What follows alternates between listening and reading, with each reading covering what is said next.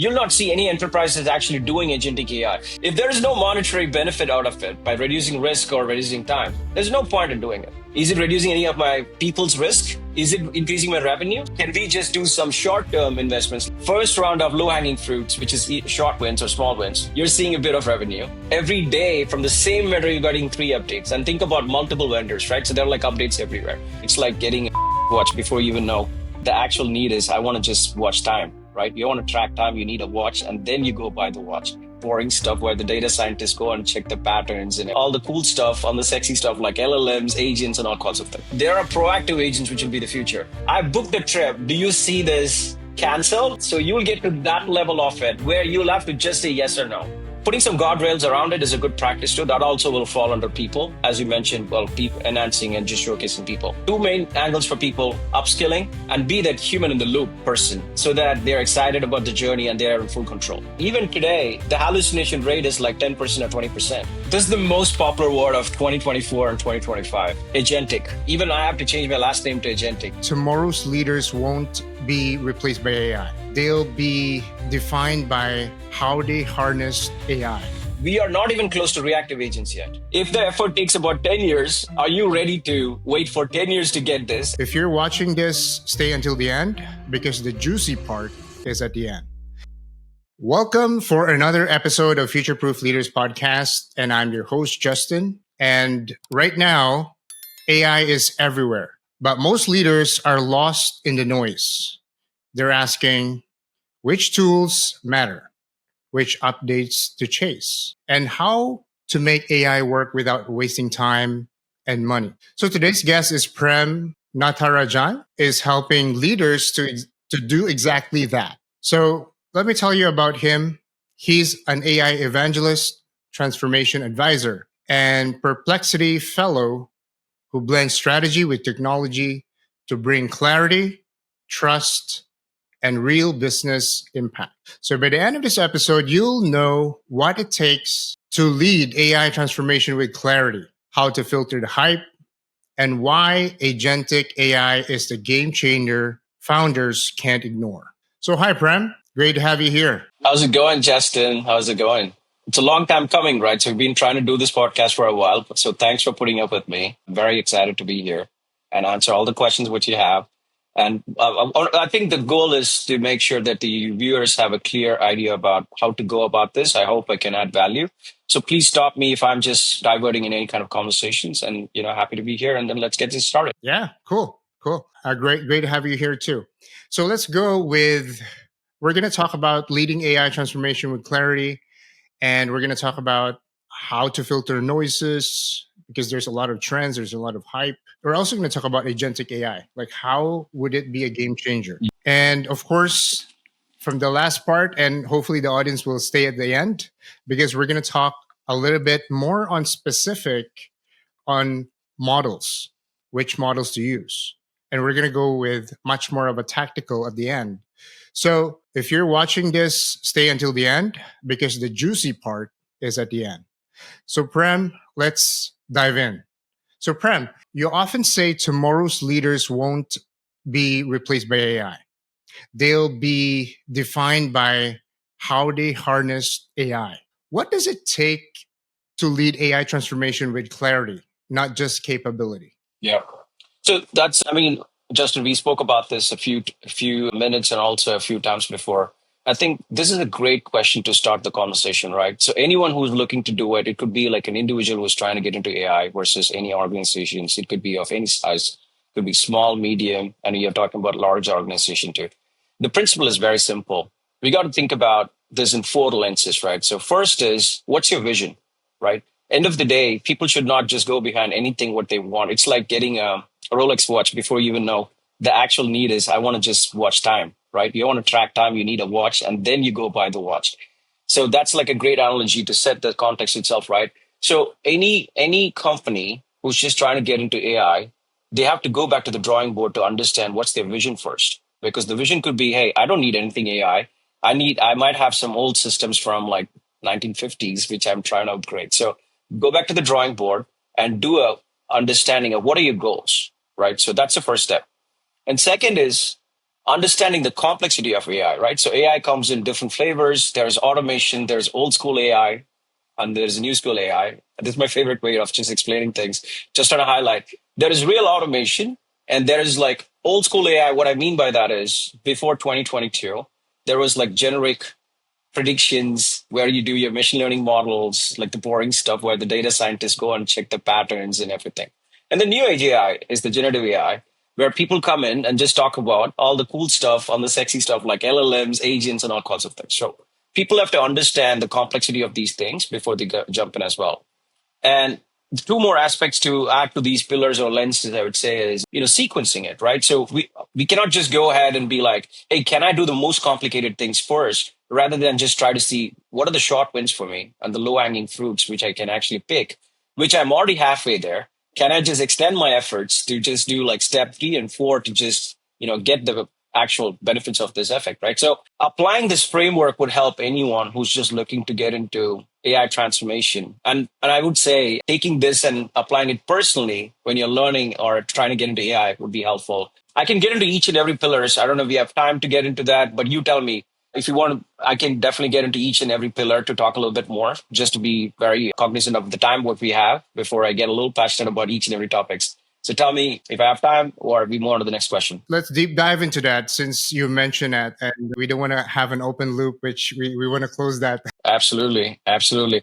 No, absolutely. So look, I think, for example, I'll go back to the pillars, what I mentioned. The one is the vision, right? Like, how do you measure your vision?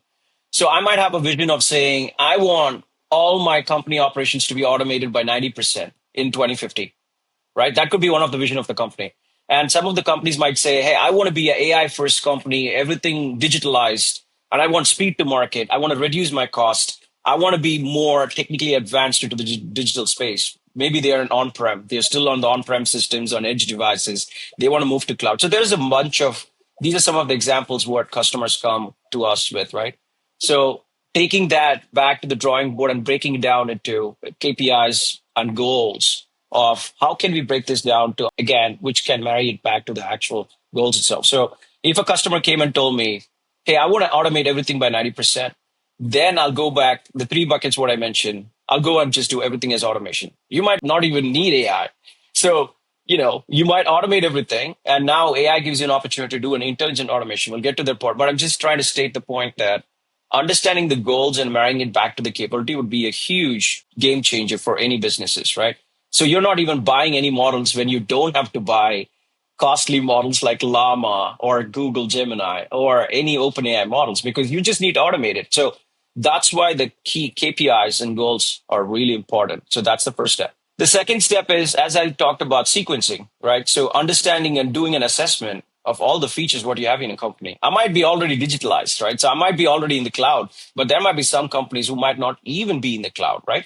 So let's say that I'm on AWS or Microsoft or Google Cloud. How can I extend these efforts? Because all 3 providers are providing AI capabilities anyway. How can I extend that rather than just me reinventing the wheel and be like, hey, I'm going to go get an Anthropic subscription when I already have a Microsoft one and AWS. So assessing these kind of, hey, if AWS already has AI capabilities, how can I extend that? And, so those are some of the things how we advise customers to go in that angle as well. And then modularizing the complexity, right? So like I said, you have to kind of size it. If the effort takes about 10 years, are you ready to wait for 10 years to get this, as opposed to, can we just do some short-term investments like tactical versus strategic approaches, which can actually be beneficial for the company in a short run versus so you can actually showcase that your organization get more buy-in. I would highly recommend this. Sequential is the better, because you do a first round of low-hanging fruits, which is short wins or small wins. Then you just go bring it back to your stakeholders. So for them to see it, they're more interested in AI. Your employees are more interested in AI. You're seeing a bit of revenue. So this is like a successful ratio, right? So you're setting this for success. So that's how I'll go about each and every pillar. And anyone should just take a back step and be like, put that lens to any problem in transformation with AI and go about it. That's pretty much it. Any organizations can do that. So 3 pillars that you mentioned, if I got it correctly, and also just to wrap things up for the audience. So the first is, what's the vision? Second was, what's the existing setup right now? Do you have any AI or automations, or what is the system you're using? And from there you can work Sequencing. Yeah, exactly. And the third one is much more of a time. So time, which means what's the Yep. goal? When is it going to be happening? By when? Absolutely. And that's Absolutely. a great pillar. And I'm just curious about this. Could probably beg a question about if you have those three things, wouldn't you also consider like what's your team in terms of the mix? So, for example, if you wanted to implement AI and whatever the solutions you decide at the end, and probably you could, rebut or tell me what are your thoughts. And there is always a resistance when you have new solutions with your team, with your people, with your department, or from a department size to a company size, right? So would you also consider that in terms of would you be able to implement AI? Yeah, no, great question. I think, Justin, thanks for bringing that lens in. So, right. Sometimes we just kind of talk about the broader lens. We might, miss or the smaller lenses here too, right? So to your point, right? We're talking about three things: people, process, technology, right? So I put the technology front and process front around it. I thought people would be more of an enabler, right?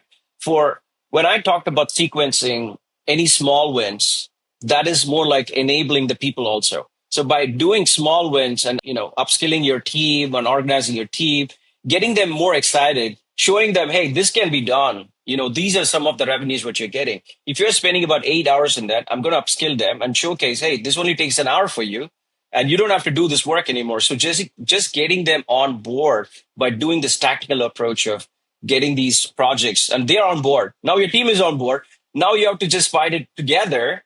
Your team is on board with you. Now you have to fight it with your stakeholders.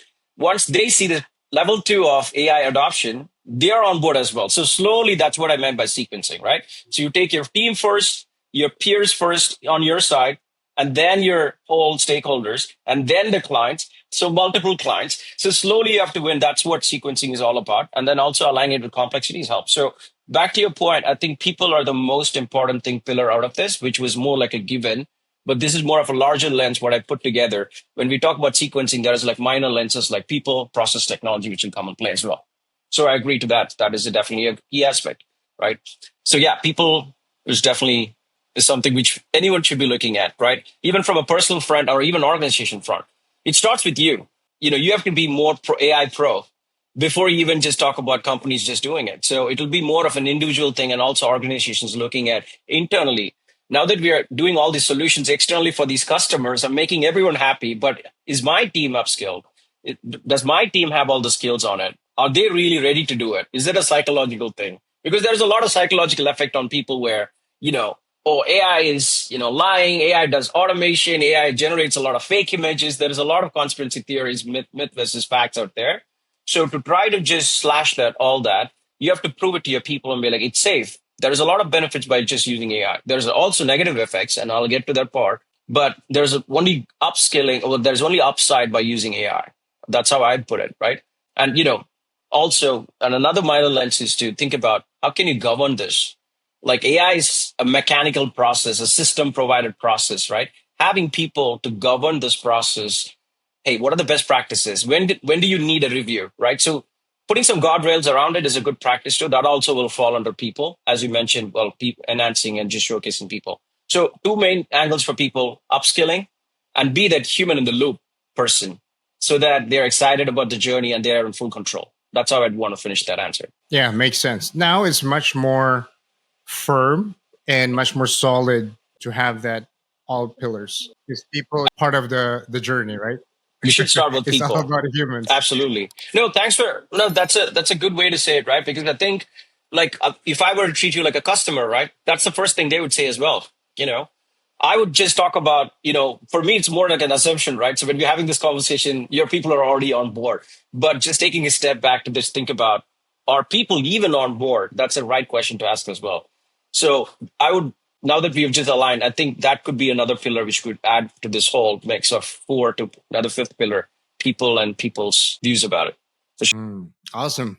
So we're having those pillars there. All right. So awesome. So let's go with, lately there's probably if you're one of those who you have been subscribing to to newsletters, and there's just so much more shiny objects, every tool, every single day, every single week, every new thing. And when we're shifting leaders and from chasing shiny objects, because there's really a lot of shiny objects, no matter how you're used to one tool and you think that this is it, but okay, there's another one. What's your advice? Like, how do you shift from chasing shiny objects to focusing on strategy the most? Great question, right? So now I think we talked a little bit about clarity and capability. And then now this is more about shiny versus non-shiny. That's how I'd want to wrap this, right? But this is all tied to the bigger question of clarity versus capability also, right? So any customer, they have to think about it like, I don't want to throw another pillar framework, but another lens to think about is business impact. Is this going to give me any business impact? If I'm a business, like a single owner business, and tomorrow there is a newer model what came from Gemini, I can't be just going and taking that. I have to just check, is it more stable? Is it being in the market? Because we don't want to take like beta tested general availability models in your business because it's functional. So nobody has tested enough in an enterprise quality range. So thinking about how stable the technical offerings are, rather than getting excited about every outdate or update which is given by any companies, right? So it has to be more stable, widely accepted, enterprise-wide, like all companies are adopting it. For example, I don't want to throw another jargon out there. MCP, when it came across, people didn't even know about it. Now it's slowly getting adopted. So now is a good time to just think about it. How can we bring it in enterprise, right? So from that angle, I think it should be more stable. And does it really have a business impact? How can it improve my business? Is it reducing my cost? Is it reducing any of my people's risk? Is it increasing my revenue? So these are some of the lenses to think about, right? So everything is tied back to, the dollars or economy, right? Like output of it. What is the output I'm getting out of it? Am I reducing people, risk, or increasing my revenue? So this and more stable, these are two lenses I would see. And also thinking about if I'm bringing in a new technical architecture, is it more sustainable for future as well, right? Because it should not be like one architecture where, let's just say how MacBook was released, right? So MacBook, you should only be sticking onto the Apple family for life. So they put a lot of requirements and constraints around it. So I'm just giving an example, right? So you're stuck with that. Now you cannot just go and be agnostic about other laptops because there's Microsoft laptops, there's Linux laptops, Unix laptops. So now you're stuck with the Apple family. So you'll have to think about how this future, the technical advancements are more sustainable and also future proof. So three small angles to think about any leader, right? Like if they want to just think about the hype and non-shiny and shiny objects, these are high level things what I would look at and be like, this is how I'd go about it. The main one is the business impact and revenue, right? If there's no revenue, why am I even taking this? I don't want to degrade my existing revenue. So Yes, definitely. I fully agree. And as a leader, there's a critical moment when you're adopting a technology, a system, especially AI. There's a trigger in having to chase shiny objects. One is because it is very sexy. It is amusing. It is impressive, right? However, there's also another trigger, which is when you get to be annoyed with the solution that you're using. And sometimes it's not even you. As a leader, you're like the captain of the ship, you're looking at the whole organization. But the thing that triggers you sometimes could be the people, which is one of the pillars, right? And yep, how it, and just to absolutely. kind of really go into the shiny object area from your opinion to get us a little bit of sense of how would you deal with this. So if there's a trigger from the people that this probably in terms of revenue, in terms of the economics that we talked about, the three things that are important in any business, it does check the boxes, but the problem is the speed or probably the connection at some point, right? So there's still some challenges, Absolutely. and of course there's no perfect tool out Sure. there. So Yep. how would you deal with it, because it's answering all the three economics need of a business, but at the same time, there's some irritations, annoyance, and all those pain driven. Absolutely, absolutely. No, happy to, right? So, look, I think I want to just highlight and showcase one thing, right?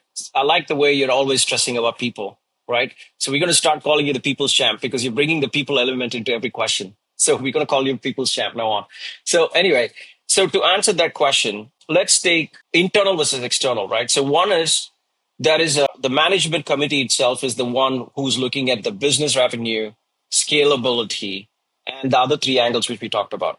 Internally, how can we just keep this going is the way to do this is can we also have like an internal research lab where as soon as a feature comes, because your developers are the ones who are more excited to get hands on these shiny objects, not anyone else.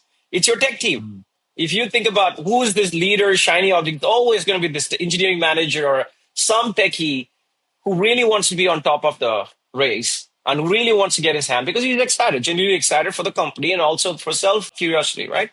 So the way we kind of mitigated that is, at least from my past excitements, how I've controlled because I've been in those shoes is giving them a lab to experiment these new things. And the kind of guardrails we'll put around this is, okay, there's a new feature. You get all access to this new feature. Every time there's a new feature from this, but you have to prove it to us using this, that you are able to substantially qualify to that three lenses, what I told you.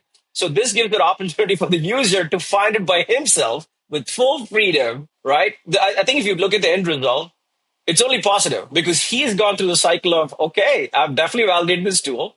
Is it hitting these metrics? Because for this tool to go to the next level of acknowledgement or agreeing it, right? So he has to prove that because, the excitement is done. He was able to use the tool. Now we understand how the tool works. Now he'll come back to me. It's like a double-edged sword, right? He'll come back to me and then say, I don't think so this is useful. So he has, quenched the thirst of his curiosity. At the same time, we have just kind of married this back to our business to see if it's actually valuable.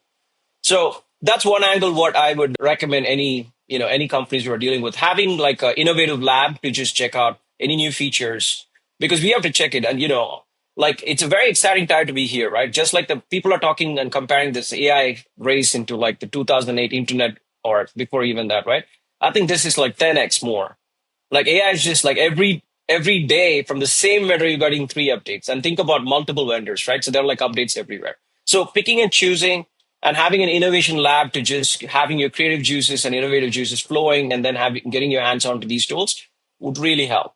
I think that will also set you in, you're also accommodating and then being in the front race of adopting these newer technologies, but not fully productionalizing it because you actually go through a lot of gate control and reviews. Yeah, that's really key. And just in case, we're also talking to businesses who probably is not enterprise size.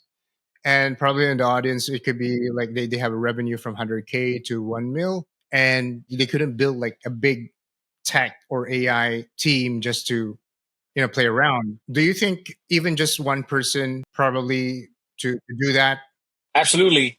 I don't want to jump the topics too here, right? Think about this, right? We are living in a place where we don't need new resources. You should be able to build an agent to just take this new technologies. You should be able to spin up an agent and it should be more working like a co-worker. So what I'm trying to get to is people should not have a bottleneck of having more resources or less resources.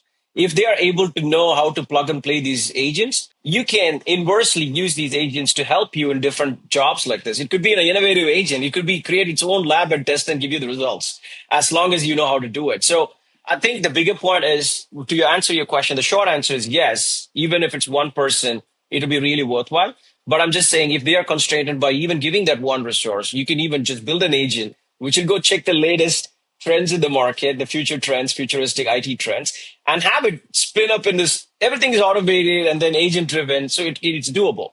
So I think, we cannot say no in this time of the year or this time of the whole century. Yeah, so I'm just opening up because, sometimes when you're a visionary entrepreneur and sometimes you get distracted and you're not even tech savvy, you're not tech expert, you don't have a background, but you wanted to adopt, that could be the question. That could be the answer for them as well. So thank you for sharing that, Prem. And you mentioned about earlier, you have some frameworks, which let's go into that. You said that you have, what's this frameworks do you use to align adoption with impact? Like I said, right? So again, every framework is also, look, there are a lot of KPIs which is out there, right? So it all depends upon what companies want to use to. For example, governance, right? When you talk about AI governance, because that's one key aspect of the pillar which I talked about, there is a NIST framework. There is a framework from Singapore. There is a framework from China. There is a framework from California state. So we don't have an established framework out there. It's all distorted. And Justin, just to remind you, we are early in the game. Like this podcast will be more like we're at like step one. Like we are talking about AGI, general intelligence, ANI, narrow intelligence now, AGI, next step.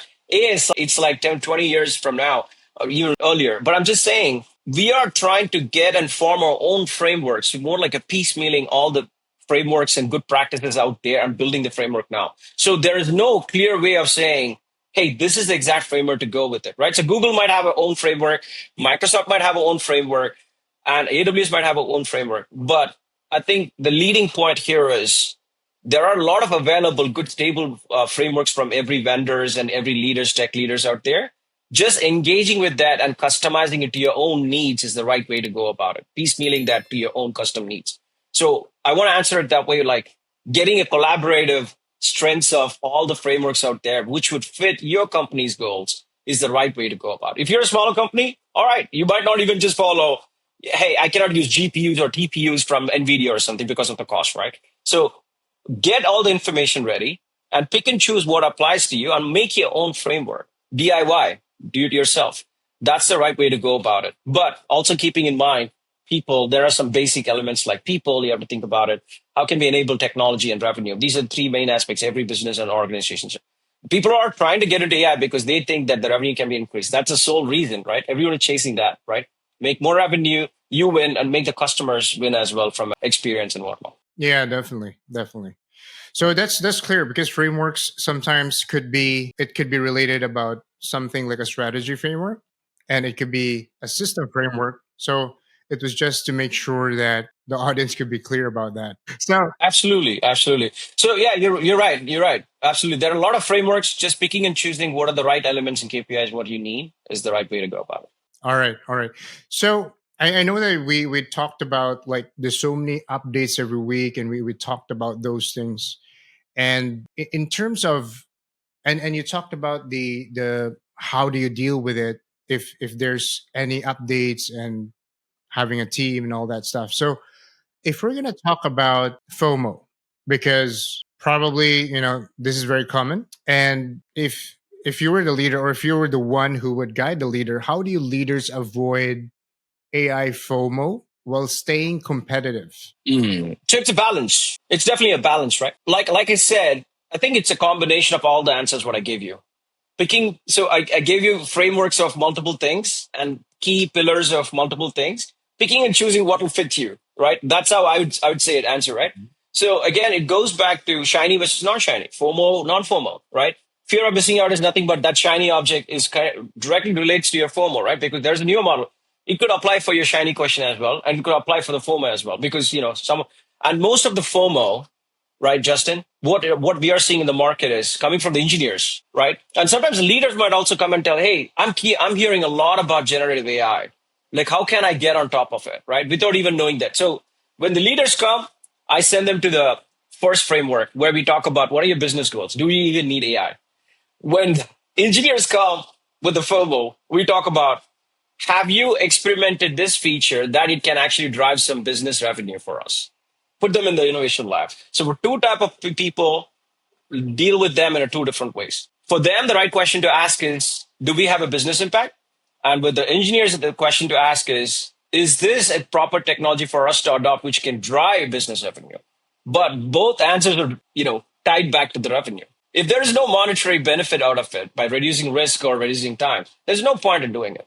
But, it's more like, there's no 100% answer to it, right? Again, organization control is always there, right? Because everyone has their own thing. And then the FOMO is basically driven by one or two people who are more excited to come in there. So that's how I kind of bucket it between leaders versus engineers when they just go in the FOMO lane. Yes. So earlier on from the beginning, we're talking about like how to decide what to do. And I just wanted to pick your brain and just go to the reverse of the side of things. So was there maybe you could give an example, a scenario where you experienced this.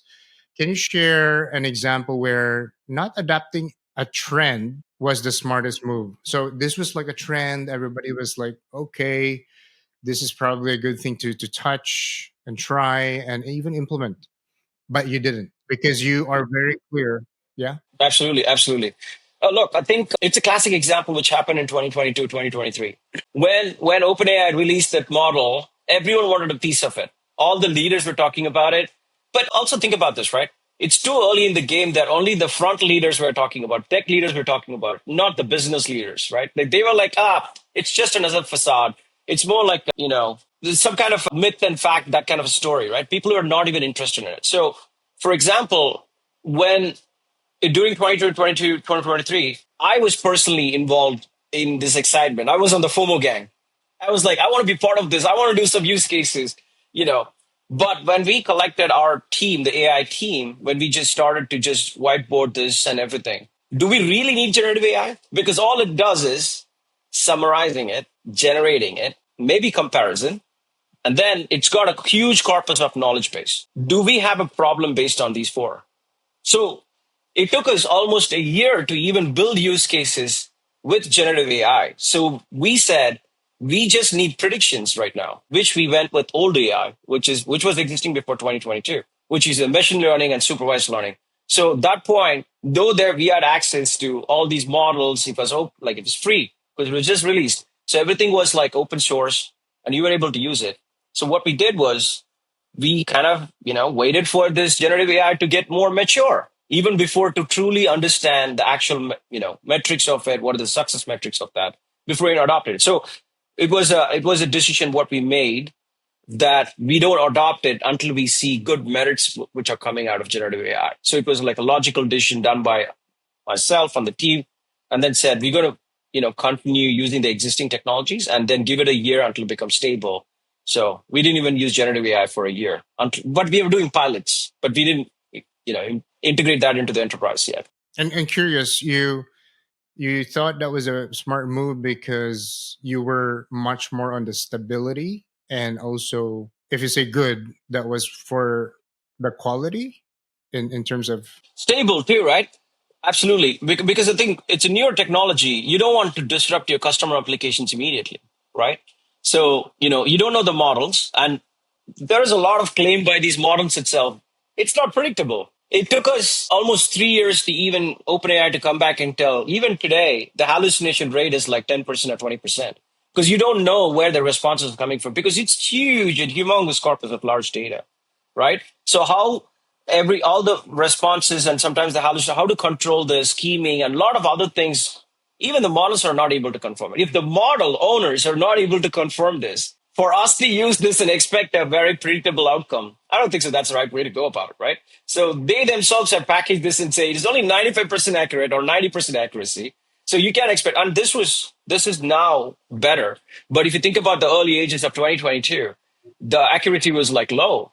Like it was like 70% and 30% hallucination. It was sounding more like a cheerleader. So given all those aspects of it, that being not stable, right, to merge it into your enterprise is one of the key factors what we decided, right? When the models itself came out and just explained about how there's 30% hallucination rate, we didn't see that we were intrigued about it, but we didn't want to bring that into our enterprise yet. So you can just play around with it, but nothing serious.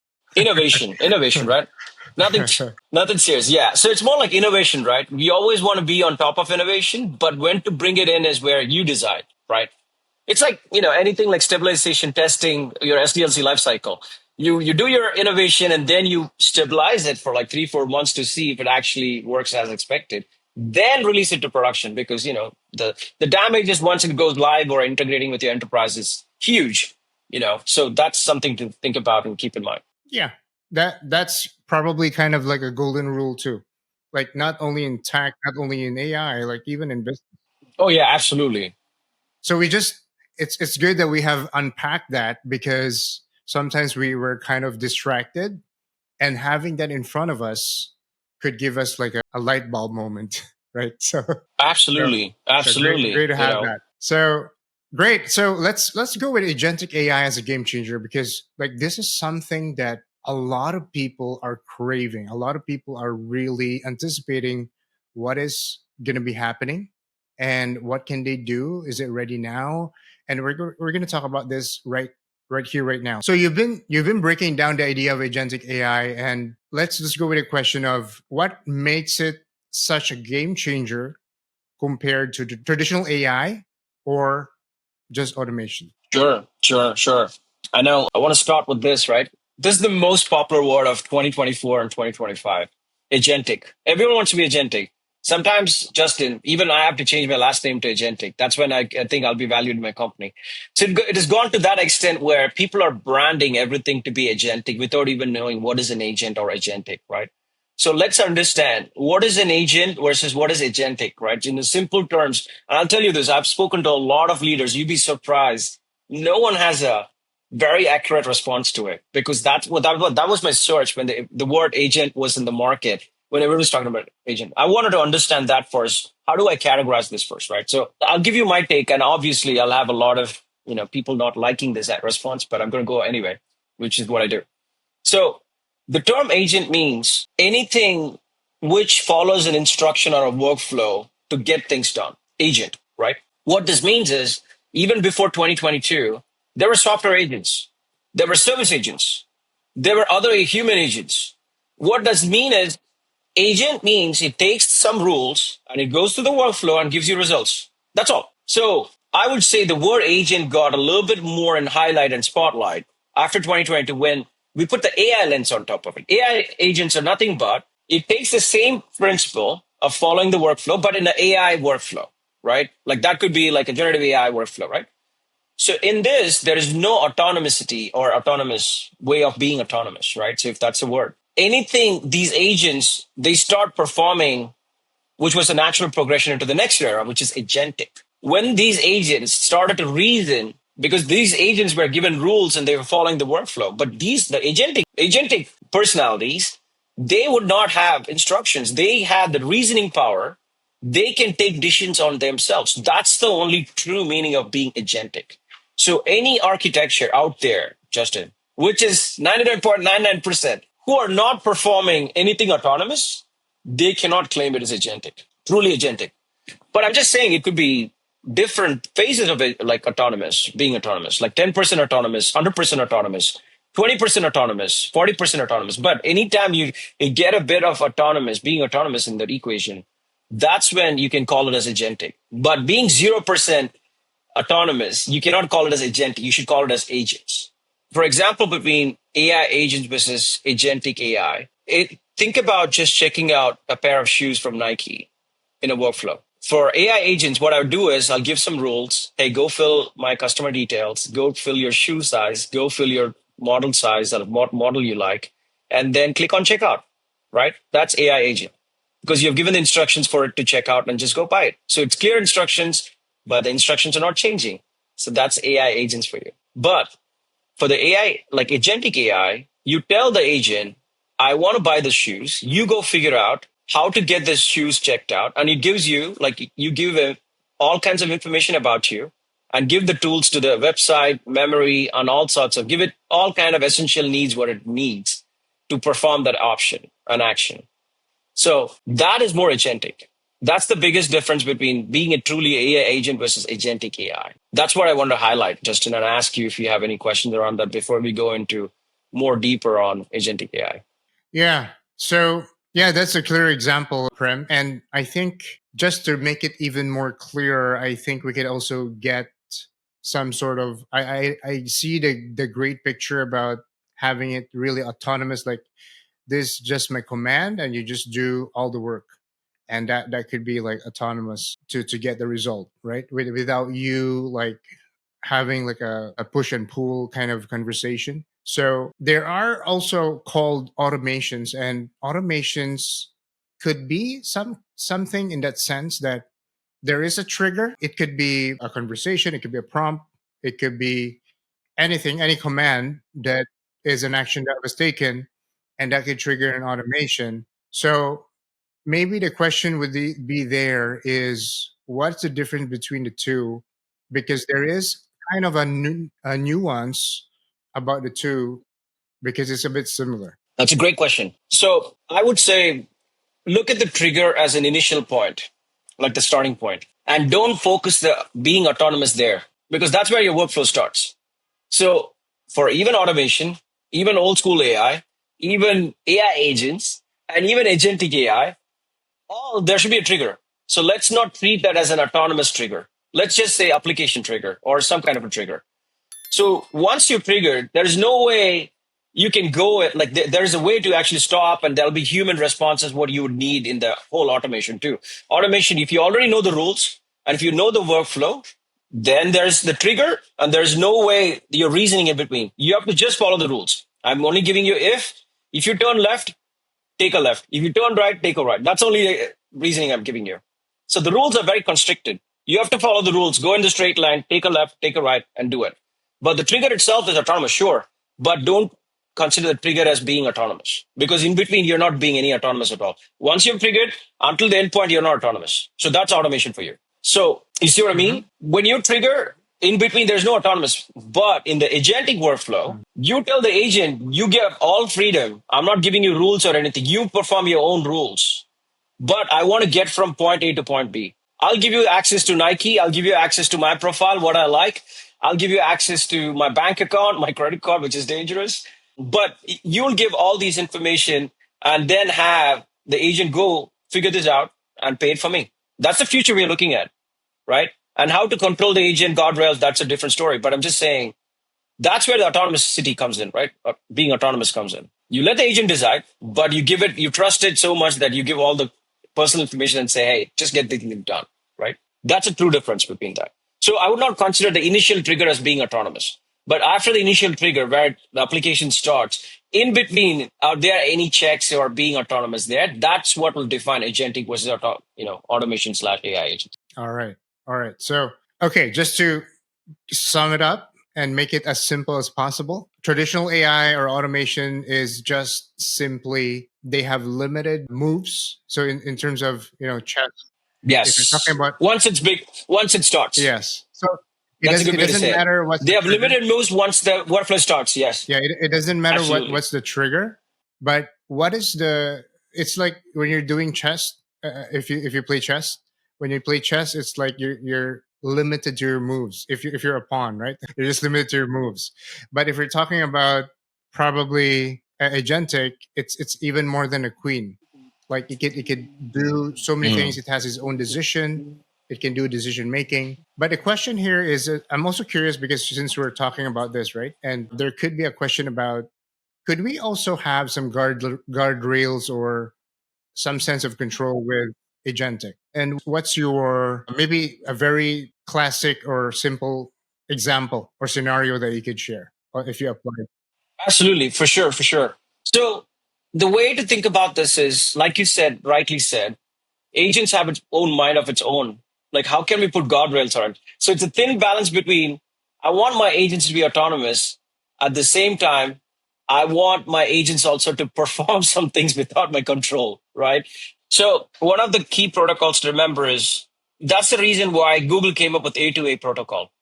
It said, how can I measure when two agents are talking to each other? What are the guardrails? Because they should not overlap. There should be some kind of monitoring around them.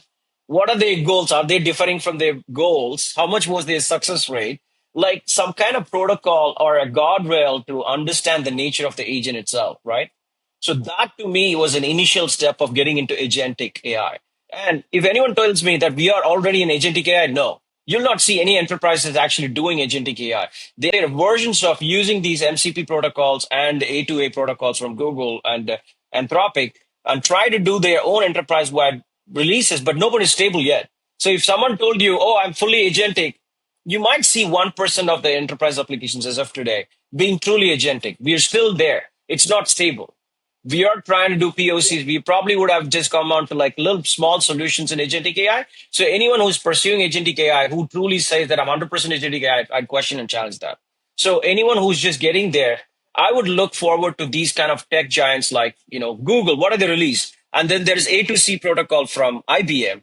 So trying to see what protocol matches their, we have tried and did a lot of POCs with A2A protocol and MCPs. How can we connect two agents, spin up these two agents to try to do some kind of checkout of a product by using MCP protocol also? So we try to do a POC. Now the goal is to kind of expand that POC into more of an enterprise-ready application and solution, right? So that's how I go about it. And one of the examples is when we started doing a demo with A2A and also MCP. So there's no enterprise ready applications out there, we are still in POCs. Yeah, that's very awesome. And maybe from your vision, right?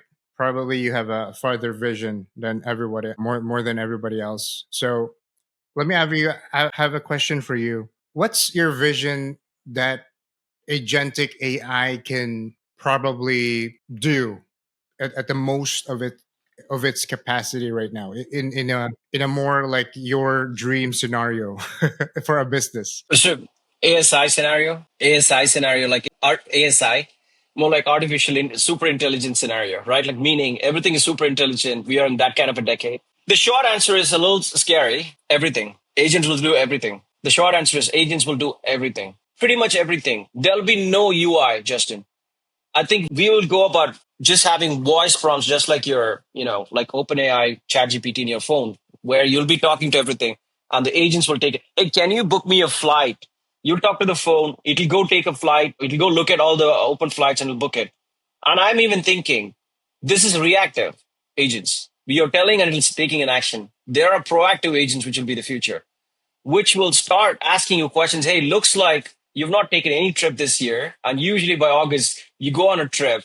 I booked the trip. Do you see this canceled? Or so you'll get to that level of it where you'll have to just say yes or no.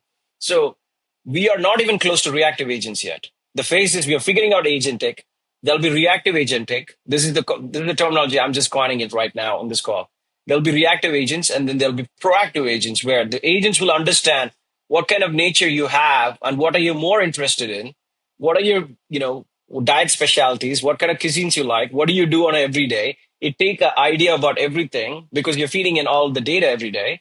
And finally, it'll come and tell, hey, looks like, Fridays, you usually eat Thai food. Should I order Thai food from the same place, 9 p.m.? So that's how I see this. Everything very much made by agents and running the world is how I see this. Like 99.99% everything running by agents. And it's funny that, have you seen the movie Wall-E, where the last scene is you'll be on a floating bed, like nice and fat because we are not doing anything. And you'll have robots just delivering you food and wanting to know. So that's how I envision it. So Wall-E was pretty accurate in my view. And it's my favorite movie. Yes. That's a great imagination by just painting that picture. From your sense, like how far are we? Look, I think my response is based on the front runners, right? Like I cannot just say because I'm not singly contributing to these agents, right? Because we need the infrastructure and I don't think so. I have enough money. Like, given the money like Zuckerberg or anyone else there, I probably will say with what I'm seeing and also the answer relies on them because they are the ones who are running this, right? Because they're running the super intelligent labs, Meta poached a bunch of resources. So I think we are at least 10 years away from super intelligence in my view. Yes. 10 years away. Yes. Because if you think about it, right? Agents were hot in 2024. Now we are stalling. In 2025, there are not big movements or any new concepts other than agents. I mean, we probably would have seen how to do agentic AI, like by MCP's A2A. We are just going horizontally, but we are not progressing because we are stuck on this topic because no one has established the true value of being agentic, how to implement it. Everyone's still in POC. So we're stuck here. So by this, taking this prediction, I'm saying we are at least like 10 years away from everything like Wall-E or 15 years. Like truly Wall-E. I think 10 years, maybe like 70% Wall-E. 20 years, when you and I are like probably, I don't know how old you are, but we both are like in the final stages of our life, we probably will be floating in those Wall-E beds. That's what I predict in 20 years. Yes, that's beautiful. Okay, so we're going to wrap it up. And thank you for your time, really unpacking a lot of your knowledge. And we haven't even covered a lot of things. And this could be a part 2 for the audience. So yeah, I would love if you're that. watching this episode, if you enjoy this episode, please give us a comment that if you want to have more ideas, more simpler stories, scenarios, and probably some sort of a forecast on what is the future that will hold for us. So, Prem, let's go and wrap it up with a quick fire round of 5 questions with 1 answer per question, 1 word answer. Are you up for the challenge? Let's do it. So let's start with what's the biggest misconception about AI leaders that they need to drop today? Misconception about the AI leaders that need to adoption. What's that? AI adoption. Adoption. Okay, cool. All right. And second would be one resource you recommend to better understand AI. Google's knowledge sharing platform, right? So Google has been very good with educating people right from ground zero. So that will be a great trajectory for anyone to start learning it. There is a lot of good information distorted amongst all websites, but I think Google's journey of learning the actual getting from basics to expert level is quickly amazing. Nice. So the next would be your go-to AI tool or model right now. OpenAI, just because it was the beginner of it, so I'm stuck to it. But I think my preference would be more of Gemini. If you have seen it lately, Gemini is just come back. They've definitely did a comeback. So Gemini is leading in all sorts of. So by practice, I'm stuck with OpenAI.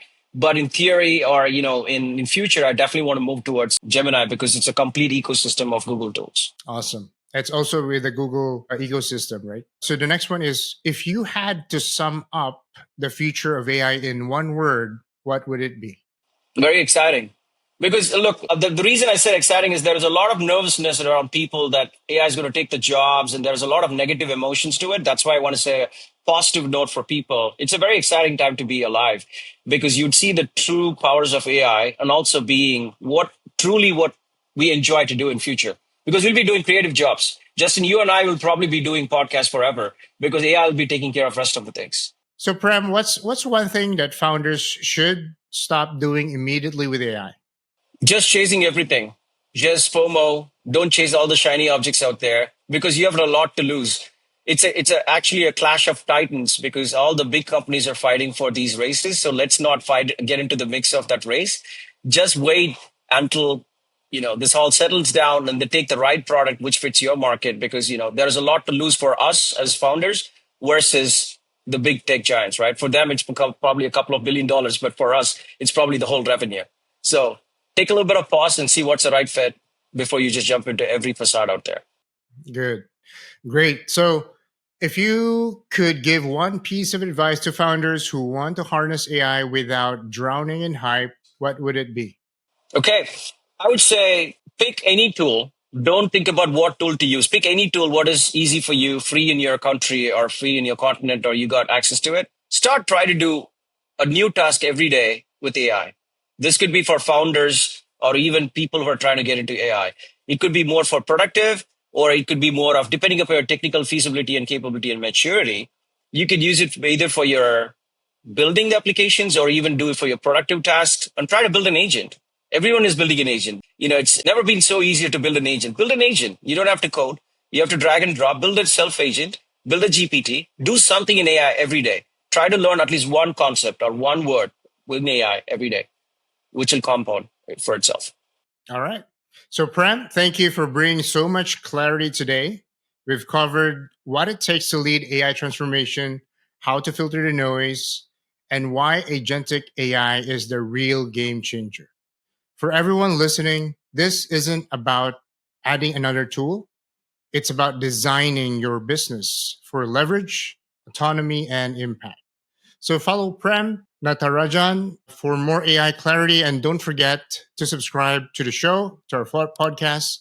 Until next time, keep building with clarity. I'll see you in my next episode. Thank you very much, Justin.